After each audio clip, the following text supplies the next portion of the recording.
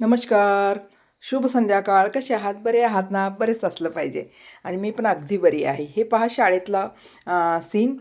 सकाळी सकाळी आता 7 वाजलेले आहेत आणि प्रार्थना पण झाली आणि तिथून शाळा झाल्यानंतर मी इथं एका कार्यक्रमात आलेले आहे.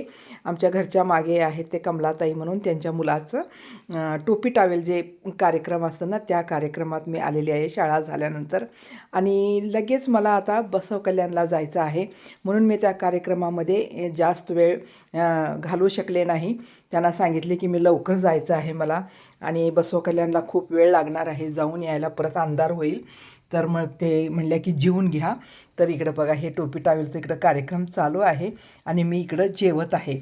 अजून ते सगळे लोक पाहुणे वगैरे टोपी टावेल कार्यक्रम झाल्यानंतर मग जेवण वगैरे करतील.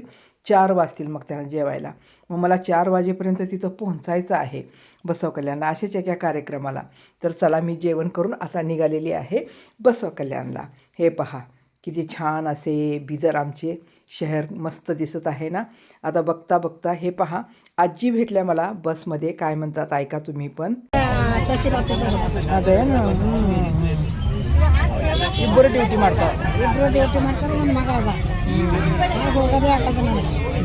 ನೀನು ಹೋಗೋದು ಶನಿವಾರದ ಇವತ್ತ ನಿನ್ನೆ 2 ದಿನ ಸುಟ್ಟಿ ಅದ. ಮಗ ಎಷ್ಟನೇ ಕ್ಲಾಸ್? ಅವ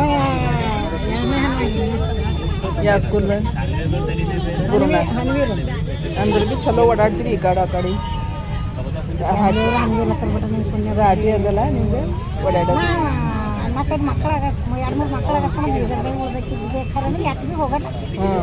ಒಟ್ಟು ಖುಷಿ ಹಿಡಿಯೋದು, ಇವ್ರಿಗೆ ಮಾಡಕ್ಕದು, ಹತ್ತಿ ಮಾಡಕ್ಕದು, ಮಾಡೋದು, ಉಂಬೋದು, ಒಯ್ಯೋದು, ತೆಗೆಯೋದು, ಮಾಡೋದು ಎಲ್ಲ ಕೆಲಸ ಮಾಡ್ತೀವಿ. ಎಷ್ಟದ ವಯಸ್ಸು ಅಂದ್ರಿಗೆ? ಅಷ್ಟು ಇದ್ದತ್ತು ಅಷ್ಟು ಕಾನ್ಸಲ್ಗೆ ಒಟ್ಟೆ ಅಷ್ಟಿದಾಗೆ ಅಷ್ಟು ಒಬ್ಬರೇ ಯಾರನ್ನ ಓಡಾಡ್ತಾರೆ ಈಗ ಈ ಕಾಲಾಗ. ಚಲೋ ಈಶ್ವರ ನಿಮ್ಗೆ ದೇವರು ಚಲೋ ಶರೀರ ಕೊಟ್ಟರು. ಸರಿ ಚಲೋ ಕೊಟ್ಟ. ಏನು ಭೀ ಇಲ್ಲ, ಬಿ ಪಿ ಇಲ್ಲ, ಶುಗರ್ ಇಲ್ಲ, ಅಮ್ಮ ಏನಿಲ್ಲ. ಚಳಿ ಇಲ್ಲ, ದಮ್ಮಿಲ್ಲ, ಏನಿಲ್ಲ. ಮತ್ತು ನಾ ಚಾ ಮಾತ್ರ ಮಾಡಿ ಕುಡಿಯ. ಹಾಂ, ಚಾ ಕುಡ ನೀವು? ಹಾಂ, ಊಟ ಅಷ್ಟೇ. ಊಟ ಮಾಡ್ತೀವಿ. ಊಟಾರೆ ಏನು ಮಾಡ್ತೀರಿ ಹೇಳಿ? ರೊಟ್ಟಿ ಬ್ಯಾಳಿ ಅನ್ನ ಪಲ್ಯ ಮಾಡ್ತಾನೆ ಅಷ್ಟೇ. ಅದೇ ರೊಟ್ಟಿ, ಜವಾರ್ ರೊಟ್ಟಿ. ಒಲೆ ಮುಂದೆ ಕುಂತು ಮಾಡ್ತಿದ್ದೆವು. ಖಾರ ಕಮ್ಮಿ, ಉಪ್ಪು ಕಮ್ಮಿ, ಕಮ್ಮಿ, ಬೀಸು, ಕೂತು ಇಂಥವೆಲ್ಲ ಇದ್ದು ಹಿಂಗಿತ್ತು ಪೈಲೆ. ಹಂಗಲ್ಲ ಈಗ ಅದು ಎಲ್ಲದ ಸಂಭಾಳಿಸಿದ್ರಿ ರೊಕ್ಕ ಬಿ. बघा, पाहिलात आजीचं वय 80-82च्या वरीच आहे, पण किती अजून घट्ट आहेत बघा. तर असं फिरतात करतात, बसनी प्रवास करतात. मुलगा सोडून गेला बसमध्ये, तर एकट्या प्रवास करतात. पहा किती म्हणजे. आता मी पोहोचलेली आहे इथं बसव कल्याणमध्ये. तर इथं हवन करण्यासाठी इथं मला बोलवलेले आहेत. हळदी कुंकवाचा कार्यक्रम त्यांनी ठेवलेला आहे. तर त्या हळदी कुंकाच्या कार्यक्रमामध्ये कुणाला तरी बोलवून त्यांनी असं प्रवचन वगैरे ठेवतात. तर मी त्यासाठी इथं आलेली आहे. पूर्ण इथं हवनाची तयारी केलेली आहे. खूपच म्हणजे छान प्रकारे इथं आर्य समाज मंदिर आहे आणि खूप इंटरेस्टनं हे कार्यक्रम इथं करतात.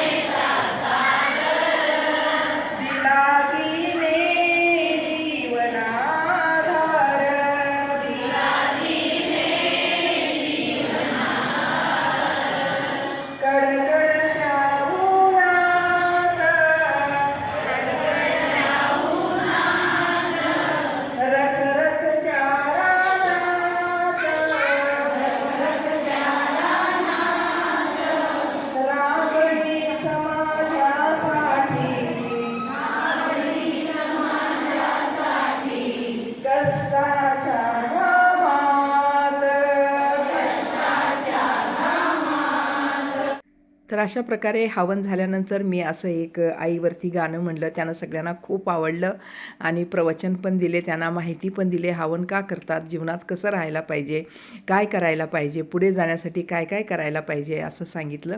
आता पहा इथं हवन सगळं झाल्यानंतर हळदी कुंकाचा कार्यक्रम इथं चाललेला आहे आणि खूप छान प्रकारे करतात. हळदी कुंकू लावतात, तिळगुळ देतात तिथल्या बायका सगळे आणि एक एक भेट देतात. प्रत्येक वर्षी एक एक भेट असतं त्यांचं. तर ह्या वर्षी टिफिन बॉक्स ते घेतलेले आहेत पहा. सगळ्यांना टिफिन बॉक्स भेट करत आहेत आणि खूप खूप बायका येतात. आणि गेल्या वर्षी प्लेट दिले होते, मोठे मोठे प्लेट भेट म्हणून.